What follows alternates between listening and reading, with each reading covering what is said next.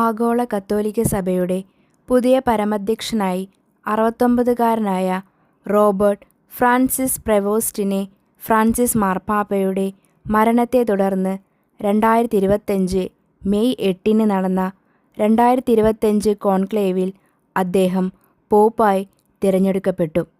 1955 September 14-നാണ് അദ്ദേഹം ജനിച്ചത്. അദ്ദേഹം ഇനി മുതൽ ലിയോ 14-മൻ എന്നറിയപ്പെടും. കോൺക്ലേവിലൂടെ 267-ാമത്തെ പാപ്പയെയാണ് തെരഞ്ഞെടുത്തിരിക്കുന്നത്.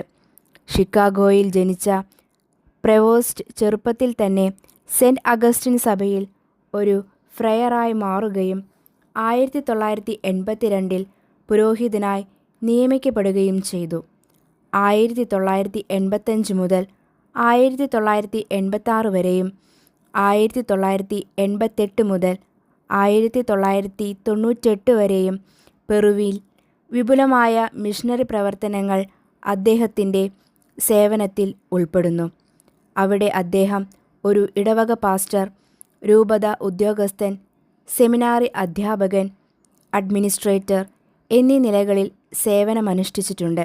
2023-ൽ ഫ്രാൻസിസ് മാർപ്പാപ്പ അദ്ദേഹത്തെ ബിഷപ്പുമാർക്കായുള്ള ഡിസ്കാസ്റ്ററിയുടെ പ്രിഫെക്റ്റായും ലാറ്റിൻ അമേരിക്കയ്ക്കുള്ള പൊന്തിഫിക്കൽ കമ്മീഷൻ്റെ പ്രസിഡൻ്റായും നിയമിക്കുകയും അതേ വർഷം തന്നെ അദ്ദേഹത്തെ ഒരു കർദിനാളായി നിയമിക്കുകയും അമേരിക്കൻ ഐക്യനാടുകളിലെയും പെറുവിലെയും ഇരട്ട പൗരത്വമുള്ള ലിയോ വടക്കേ അമേരിക്കയിലെ ആദ്യത്തെ പോപ്പും US അല്ലെങ്കിൽ പെറുവിയൻ പൗരത്വം നേടിയ ആദ്യ വ്യക്തിയുമാണ്. സെന്റ് അഗസ്റ്റിൻ ക്രമത്തിൽ നിന്നുള്ള ആദ്യത്തെ പോപ്പ് കൂടിയാണ് അദ്ദേഹം.